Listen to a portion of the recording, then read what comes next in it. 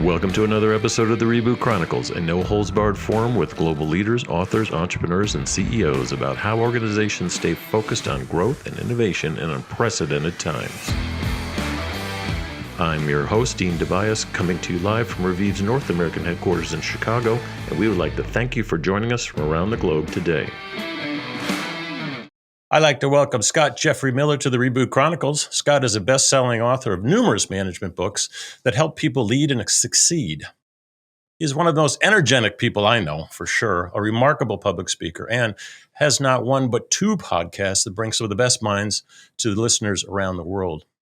Scott's a friend and supporter of the show, and I always have way too much to talk about with you. And honestly, we could have our own separate weekly podcast together. But today, we're going to unpack his latest book, The Ultimate Guide to Great Mentorship, to provide some of you the tools and tips you can use right now. Those of you that are not on YouTube, Scott is holding up the book and smiling. Scott, good to see you.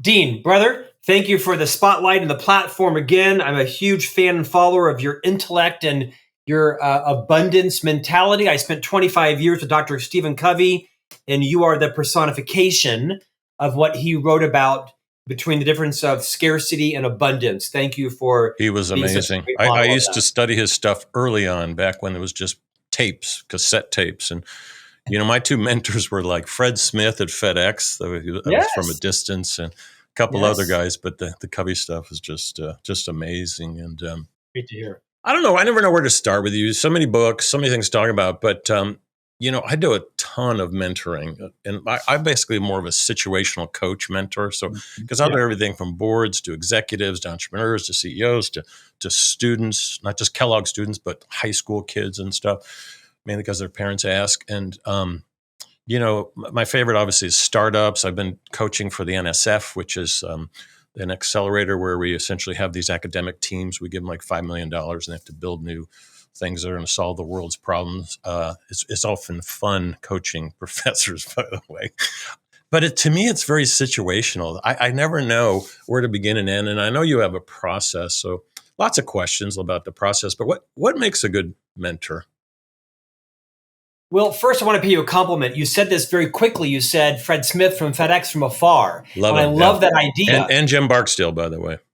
I love those ideas because I think too often we limit what the possibility of mentorship is, right? I mean, my biggest mentor in my life was a guy I never met, who never knew I was alive. Oh, I thought that was a weirdo. Me too. There's some others that I didn't actually get to meet. Wow.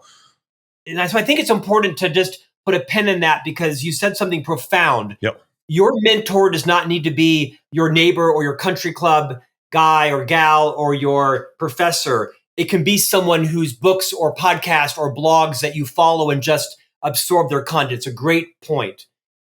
To your question.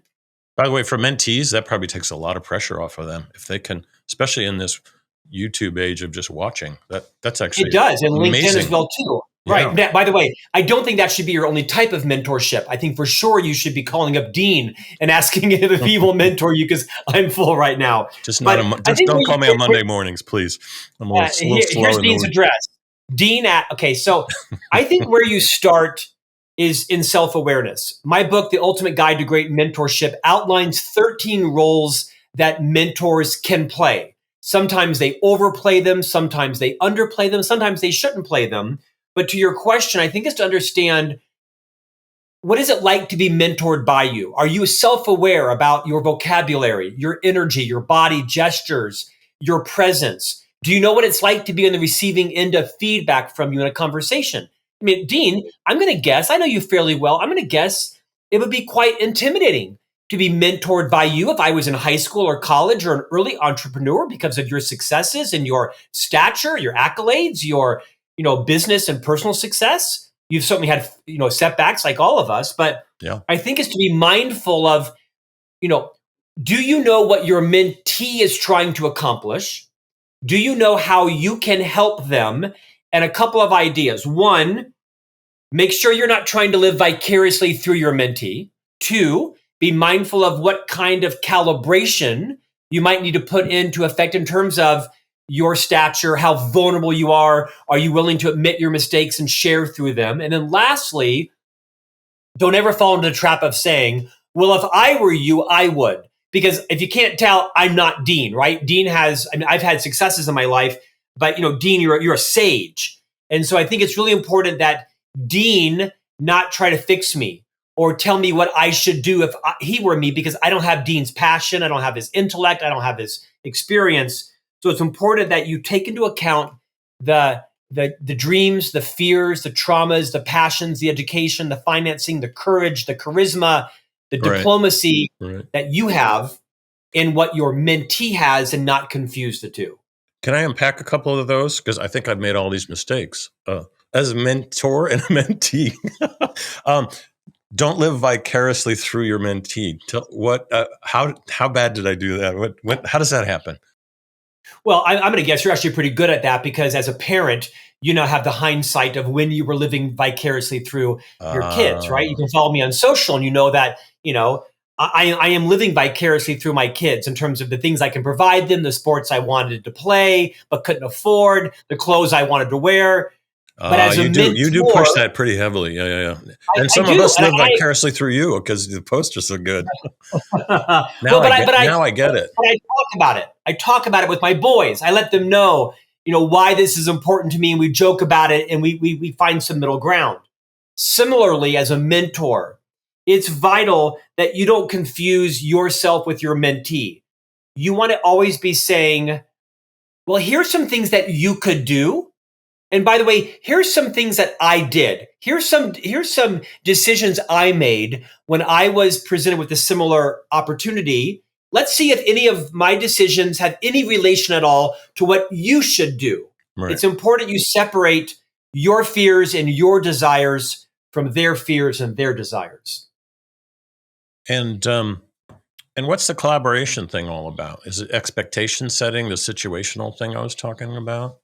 I think it's exactly right. The first question you want to ask as a mentor is, so what are you trying to do?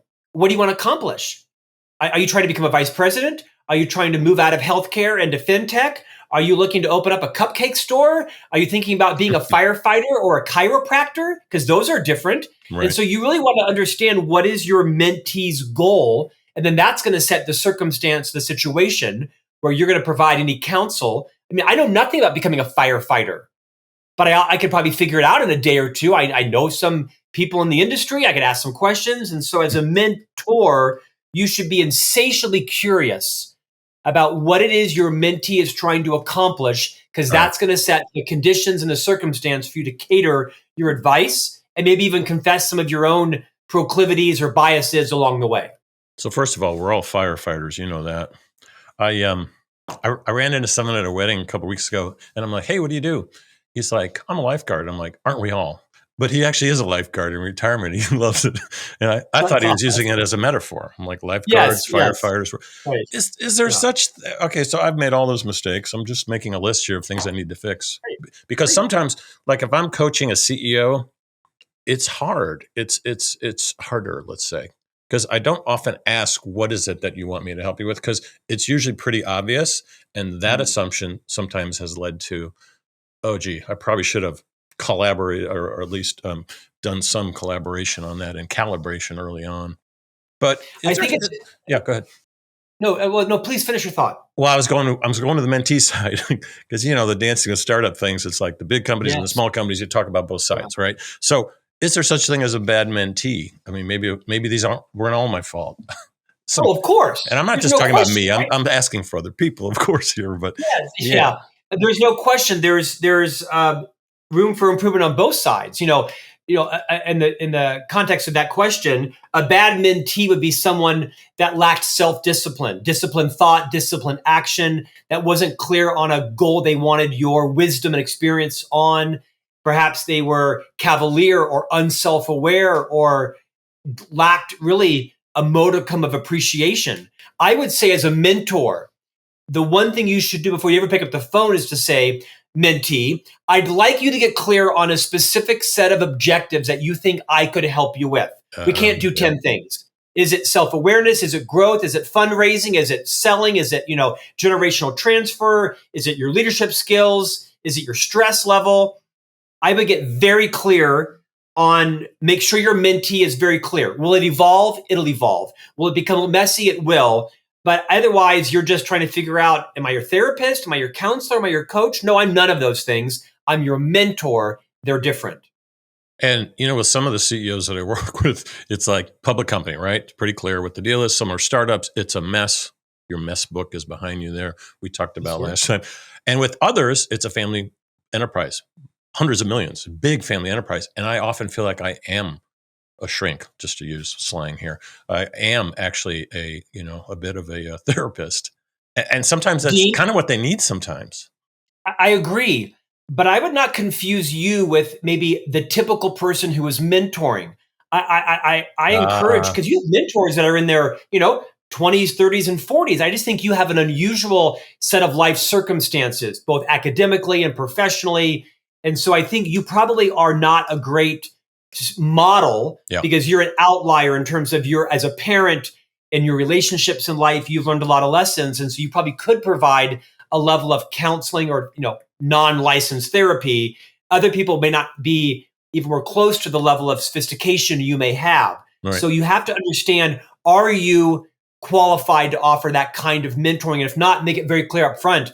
Listen, I can't provide you therapy or coaching on that. My expertise is this, and to the degree that can be helpful, let's go at it. I think it's important that mentors set boundaries. It's the second role, boundary setter, on what they can and cannot do and will not do with their mentee, and then set good fences, make good neighbors, set boundaries, and then decide as your mentee proves self-aware, mature, inclined to learn, you might then lower those boundaries as your comfort and trust level increases.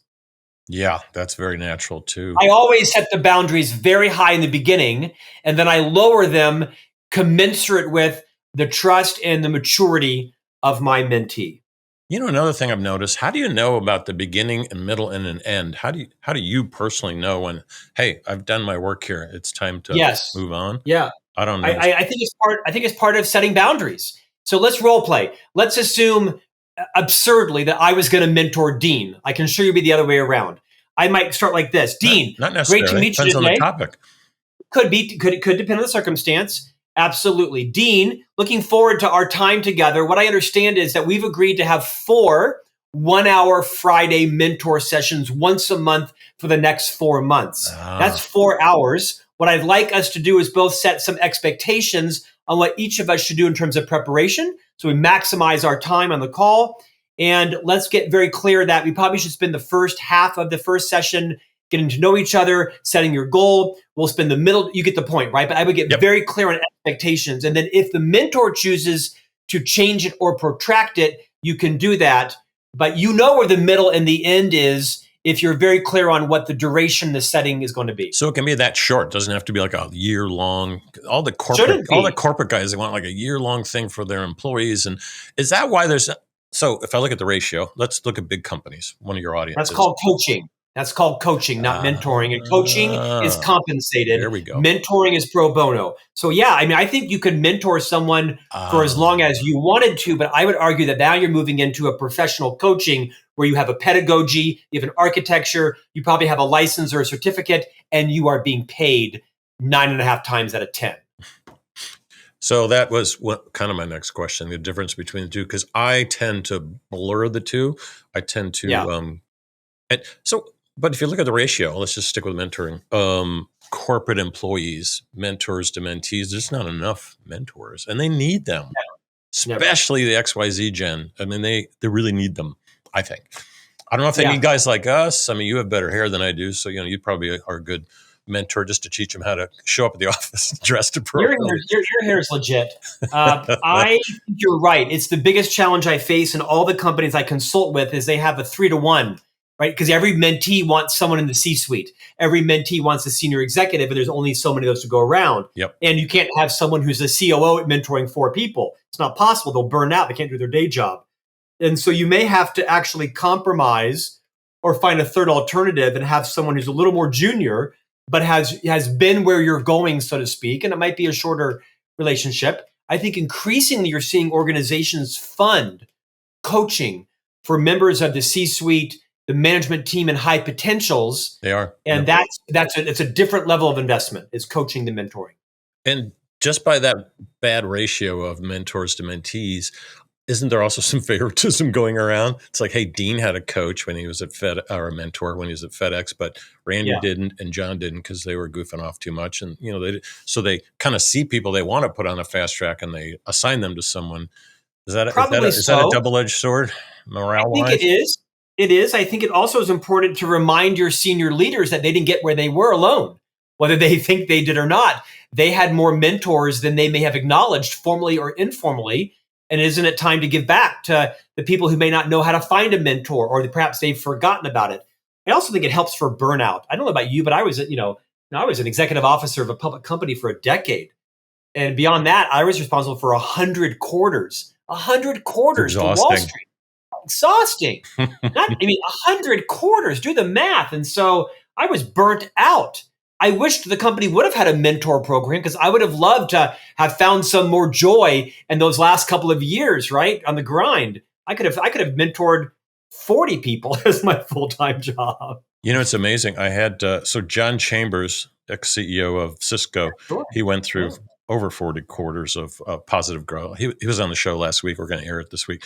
And I told him at one point, I said, did you know, I know we were friends and we did a lot of TechNet stuff together, but you were actually one of my afar mentors. When I first came to Silicon Valley as young 20-something CEO, I didn't have a clue.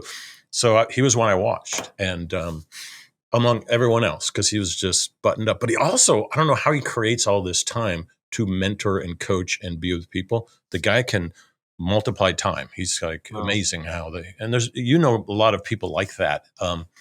But yeah, do you burn out? I mean, how many are you doing now? Let's say. How many mentoring roles am I taking on? Yes. Yeah, mine tend to be very short. Mine tend to be. So that's a good lesson here. Yep. I'm happy to give you 3 30-minute sessions, but this is just not the core of my competency or business. I think I'm like you. I think I'm a competent mentor. This is like one right now. This is a half-hour session. Well, I'm still paralyzed that I'm on the same podcast as John Chambers. So I don't know how you lowered your standard. You have to follow him. He's a class act. We do authors and CEOs. You know that. It's true. I think you should be thoughtful about, as a mentor, what is your bandwidth, right? Because what you don't want to do, I think, is water ski across your mentee. You want to be able to snorkel or scuba dive. It's like being on too many boards. Totally. Yes. Right. Not my problem, what I hear. So why did you pick? I mean, you can write about. You're like me. You can write about anything. You can talk about anything. You can pretty much help people with anything, I think. I'll tell you why. Yeah. Can I tell you why I wrote this book? Yeah. Well, books, really, you've done a couple of these. You're on a whole mentoring track, really. I have, but I've got a few more, to say the least, in me books. Yep. HarperCollins called me, and they said, Scott, we think the marketplace needs a more practical mentorship book. There's lots of ethereal, aspirational books about mentorship, but they want a book that said, do this, don't do that. Think about it this way, say it that way. And so I think it's one of my value adds, is I wrote a very practical book as a leader who'd made a lot of mistakes and had a few successes. And so the book is just that. This is not a 30,000-foot mission, vision, values kind of book. This is a book about say this, don't say that. When this comes up, here's 7 ways to consider approaching it based on the circumstance. And that's why I wrote the book. And like you, my entire career was the beneficiary, formally and informally, of people who invested in me that maybe I didn't acknowledge it. I didn't realize it. In hindsight, I came to appreciate it. Sometimes they were my leader. Sometimes they were not. And so I really wrote it to give back to people who maybe thought they weren't qualified to be a mentor. But when you read the book, easy breezy, fast read, it will exponentiate your confidence and your capability to become a mentor. Yeah, let's drill down on that, because many of you listening in are thinking, gosh, this is great. I would love to be mentored by someone like, Scott. But what we're really saying is you, listener, can be the mentor. That is a huge leap. And I think that's why you wrote the book. Really, it's like, hey, we need more. People need to realize they have a piece of them that they can mentor people on. They don't have to be a guru. They just need to have something. Dean, let me expand on that real quickly. Yeah. The real reason I wrote this book is because I know of a company that had a matched pair, a 23-year-old young lady who was the marketing coordinator for the government division, meaning her job was to market their products to the federal government. And she was matched with a late 50s guy who was the vice president of the travel division, like the savant on travel, booking hotels and airlines in the travel division. Right. And he's a great guy, but he would call me every week. Hey, my mentorship's coming up tomorrow. She's asking these questions, not sure what to say. And I thought, why did they match her with him? He knows nothing about all the things that she wants to understand. He's been over in the travel division for 30 years. He's the most competent travel person in the world. And then I realized, oh, wait, he's totally competent if he understands when to be a visionary, when to be a listener, when to be the closer, when to be the flagger, when to be the challenger. Exactly. Did he set the boundaries? And so I wrote the book for him to become a better mentor because he has the business acumen. He has, the personality and the years in the seat, so to speak. He doesn't have the confidence or the skill set. That's why I wrote the book, is to really empower anybody to be a mentor. And the most common question I'm asked, Dean, is, well, what about reverse mentorship? And I say, yeah, there's no such thing. It's just called mentorship. To your point earlier, I could easily mentor you on a variety of topics where I have some expertise and you're wanting to learn. Right. So it's very common to have people that might be younger or more junior mentor. I have people mentoring me on TikTok and Instagram Reels and Chat GPT all day long. Mentorship is mentorship. There are some principles and practices, and they're all in the book. And so you just brought up something interesting, because the advice you give or get could be vertical, like your industry, your job, or just horizontal. Horizontal, you're a good negotiator, you're good at this. Doesn't matter. Yes. Like the guy you wrote the book for. Doesn't matter what company you're with. Right. You were a travel, she was the government. Who cares? I love that crisscrossing, matrix, and there's a corporate word for you, matrix. Gosh, let's just burn that one. But really bringing because that's just me. It's like, how do you bring in all these disparate views and things to let people become just broader thinkers or doers or, whatever, speakers, whatever they're going to be doing. What about you personally? What's been the biggest, coolest thing that's come out of a relationship where either as a mentor or as a mentee, or maybe do both?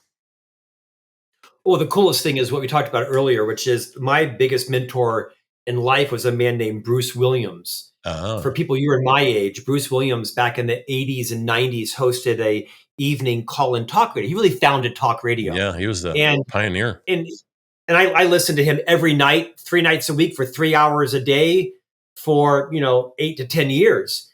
And what I realized is that Bruce really redefined the boundaries of what a mentor could be for me. So now I have, like you, many mentors that don't even know I exist. Or maybe they do. I met them once at a conference and now I read every book. I extrapolate, how can I take their wisdom and apply it in my life? So it has broadened my view of how many mentors I can take on without them even needing to do a thing. And I think it's also democratized how we find mentors. I'll tell you, Dean, like you, I am privileged to interview some amazing people 3 times weekly in the podcasts that I host, similar to yours. And what I've realized is everyone's doing the same thing at 9:45 at night. Everybody's in bed. They're watching House Hunters International. They're checking their email. They're on their Instagram or LinkedIn. They're scrolling. And they're scrolling, and you can slide in to any of their DMs. You can send anybody a LinkedIn message. And so, LinkedIn has democratized mentoring. It has. And so I'm not suggesting that you send John Chambers a message, but, I'll tell you this. If I sent John Chambers a message tonight and said, hey, I had the unexplainable fortune of being a repeat guest on Dean's podcast, and he mentioned that, you preceded me. I followed your career ethically, honestly, genuinely, and said, hey, is there any chance you might give me 45 minutes? I'm struggling with a particular issue, and I think you have expertise. The odds are he's going to click on my profile. He's going to look at me. He's going to write back and say, sure, happy to give you 45 minutes. Send an email to John. He manages my calendar. Best of luck. It's high. That's what I've learned from this journey in the book is people can't help you. If they don't know you're in need of help, reach out. You got nothing to lose. I think you're hitting on a huge thing, which is scaling this. But back to John, since he's on next or before you. The reason he came on is Matt, our producer, who's producing this today, is he reached out to him. He's like, yeah, Dean, for sure. So I'd be happy to get him on your podcast too, because he is the most empathetic, coachable, both coachable and mentor-ish person I've actually met in the corporate suite, where he can cut through the nonsense, but still do the corporate stuff. And it's very rare. And that is something that I think needs to be taught, because, execs that grew up in the 80s and 90s, they always had this wall of, this is me personally, this is me corporate. Well, that's all changed. How do you scale, question in here somewhere, coaching or mentoring the next generation of, people who are, quite frankly, they're just coming out of college or just going into college. It's a very different expectation. And they look to people like us and go, yeah, that's the old way that we did it.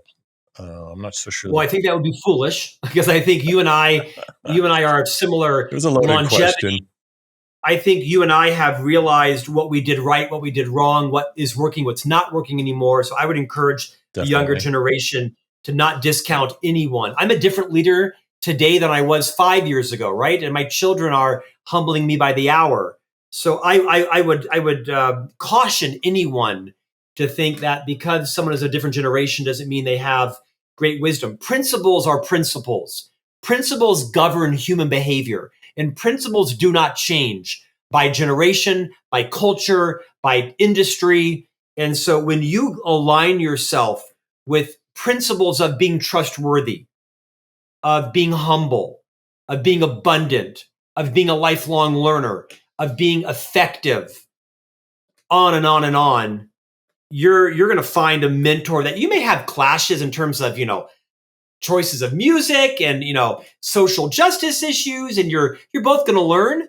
And that's the insight, Dean. What you and I take away from mentoring is we take away the fact that we're going to learn some things, right? That matrices organizations isn't a term they use anymore. Yes, they do, by the way, right? Or we might better understand a social point of view that we might have been entrenched in our own mindset, because now we see a different way that the new generation is thinking about it. I've learned a tremendous amount in the last 3 years around the values of the younger generation, which are different than mine, not worse or better, but it's sweeping the world by storm. And I have to understand how to accommodate those and value them also, even if they're not my values. Don't limit your mentor or mentee search with any preconceived notions other than, what can I do as a mentee, or what can I do as a mentor to make sure this is a fruitful relationship for both? Yeah. And in terms of scaling, I don't know, maybe we should start a little company that just does the matchmaking. I've seen it done before. It's poor. It's just, for some reason, there's a couple that are out there. Doesn't scale well, and mixed results. I think you and I should host a podcast. Forget that. Let's host a podcast together. That'd be awesome. Yeah, it's probably a better idea. So, let's go back to your silly days when you were a Disney kid, and good Lord, so you got mentored from afar, probably.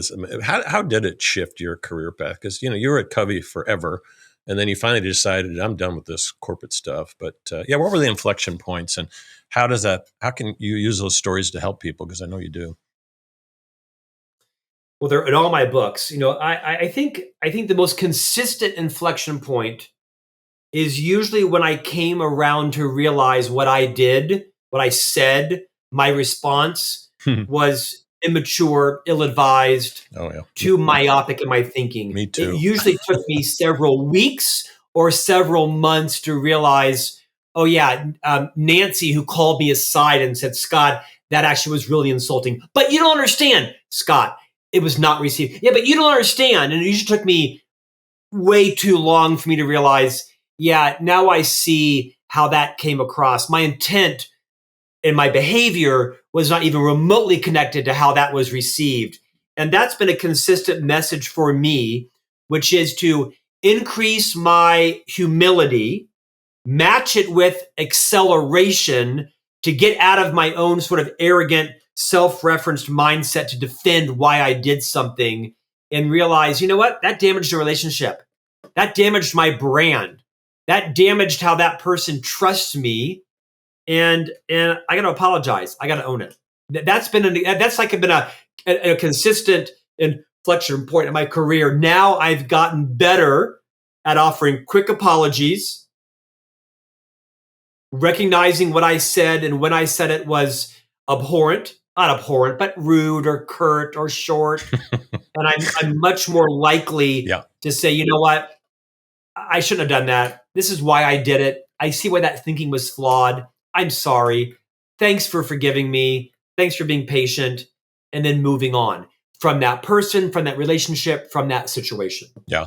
But it also helped you reboot yourself into, more than entrepreneurial mindset. And that's what I teach Kellogg students, because they're all on the corporate track. And it's like, hey guys, maybe we should co-author a book called Get Out do your corporate time and then get the hell out of there. Do something. Well, to me, it was extremely valuable. I'm sure for you, instructed, who I am. Yeah. I can tell you just 2 days ago, my talent agency, which is arguably one of the fastest growing in the nation right now, Gray Miller, we had a big contract that we'd hired an attorney for. The client had given us the deal. We didn't hear from them for a week. And they wrote back and said, yeah, we've gone a different direction.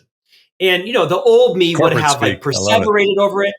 I would have pined over it. I would have been mad. And literally, it took me 1 minute to move on, right? Sometimes a disappointment turns into an appointment.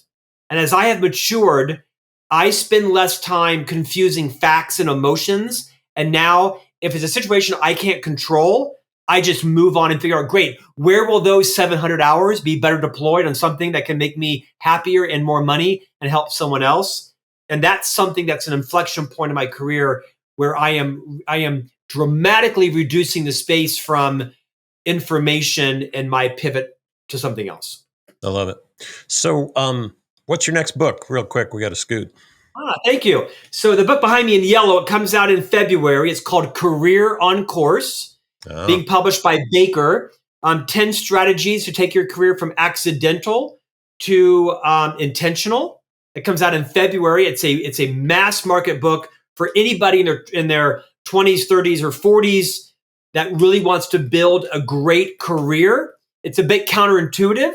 Most people of the new generation will have about 18 jobs in their lifetime. I had 2, maybe 3. My dad had 1. His dad had 1.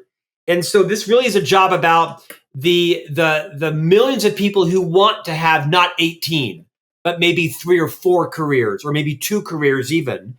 And I think it's going to present a lot of great insights on how to build deliberate, intentional careers and stop being so accidental and serendipitous and jumping to every new thing that comes your way. Very excited about it. It launches in February. I love it. Preaching to the choir. Good to see you, Scott. You've been listening to Scott Jeffery Miller on the Reboot Chronicles. Check out his new book, The Ultimate Guide to Great Mentorship, as well as his other ones that are just awesome. Friend of the show. And this has been Dean DeBiase on the Reboot Chronicles. I want to thank you for joining us today, and we will see you soon.